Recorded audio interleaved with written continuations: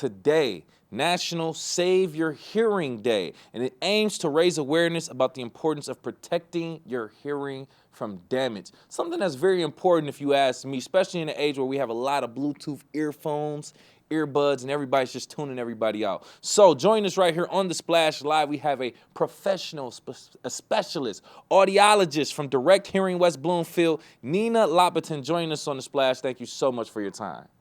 You're very welcome. Glad to be here. Yes, Lopatin. Sorry about that, but thank you so much for joining us. Lopatin, we appreciate it. So we want to talk about hearing, saving our hearing more specifically. What are some things that kind of commonly does hearing damage that you hear or see from your perspective?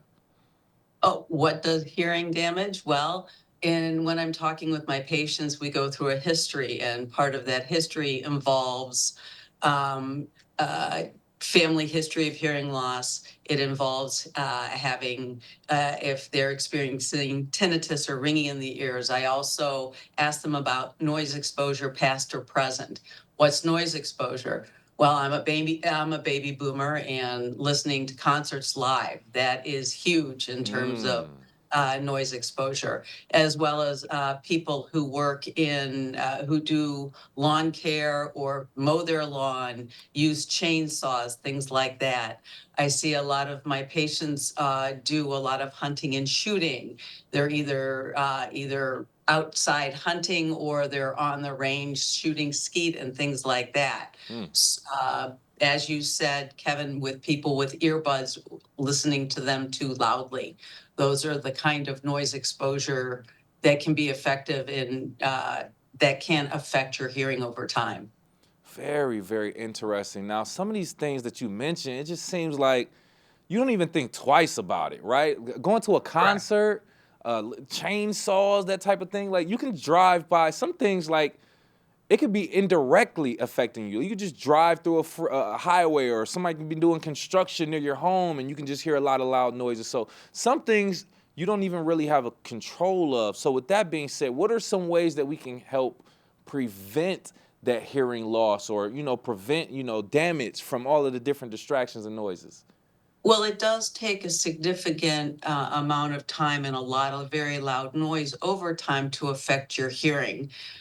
So when you're putting yourself in a situation that you'll be exposed for a long period, what should you do? You should wear hearing protection.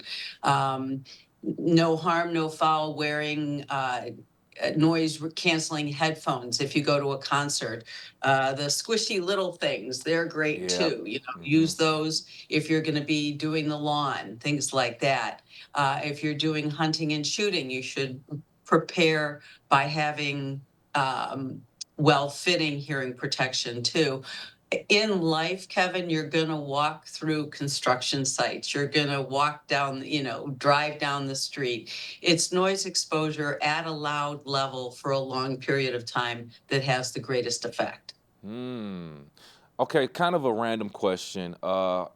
Is there like a certain age range where people, or you tend to see some clients kind of lose their hearing or kind of see damage? Or is there an age range by any chance? Well, I'm not going to give you an age, Kevin, Okay, I apologize. but over time, our hearing gradually decreases just based on the anatomy of the ear. So throughout your life, and you expose yourself to living life large and all the experiences that you enjoy. So to give you a date as to when your hearing changes, it's not realistic because, as I said, hereditary plays a part, and all that kind of stuff. The benefit, when should you start being attuned to your hearing? Well, I provide a baseline hearing evaluation at no charge. So there's no harm, no foul to come in for that. Okay. That's when you can start. Any age is appropriate. Oftentimes it takes a person with hearing loss up to 4 years to come in for testing. Why? Because their families are the ones who are frustrated trying to communicate and hear with a person with hearing loss. Interesting. Okay, and thank you for clarifying that for me. I completely understand. It may not be a certain age at all. It just probably much just depends on your lifestyle, your environment, your culture, what you consume, that nature. So thank you for providing that, which is why we have a professional on the Splash Live. Joining us right now, audiologist from Direct Hearing, Nina Lopatin, joining us on the Splash. Did I say that correct? Lopatin. Lopatin. Thank you. Thank you. I'll answer to anything, Ken. I appreciate that. But okay, so from your professional experience and things, what advancements in technology or just in general in hearing and audiology has helped your clients or just people in general that you've seen? More recently, if hearing aids are the next appropriate step, my patients actually get to test drive the hearing aids for a couple of weeks in their own world so they can experience the benefit. What do they love? They love being connected to their cell phones through their hearing aids, for talking on their phones, and also for using an app to help them manage hearing and understanding in difficult listening situations. The point and the goal, in my opinion, of wearing hearing aids, hearing instruments, is to make my patients' lives easier.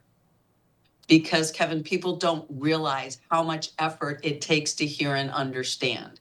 Gotcha. So the technology that you're referring to, the hearing instruments themselves are extremely complex computers that are helping people understand speech in difficult situations.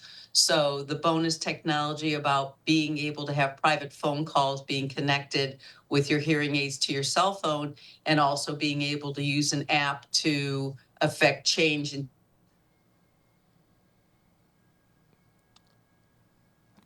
Okay, thank you. I think we just had a little bit of interruption, but thank you for providing that information. I would also assume, like you said, that a lot of the technology and the different things, the apps, makes a great difference in measuring, kind of gauging things, and being a little bit proactive in finding out, being preventive with some of the hearing loss, I should say, more effectively. What advice would you give to anyone who is hesitant about getting their hearing tested, or even just coming to visit an audiologist?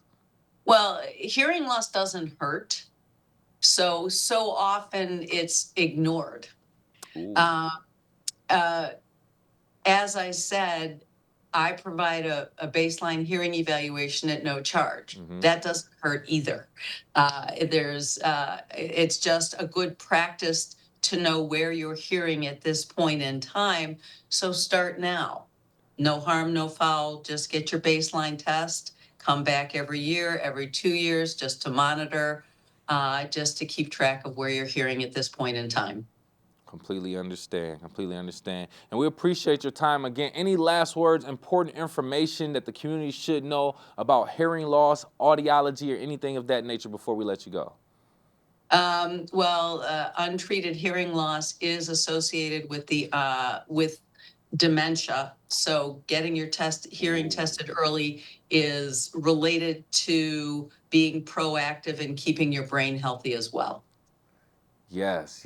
So another thing to kind of look out for, and if you start to see some signs, please go see a professional like an audiologist from Direct Hearing. Nina Lopatin join us on the Splash Live. Thank you so much for your time. We appreciate it. Very welcome. You take care.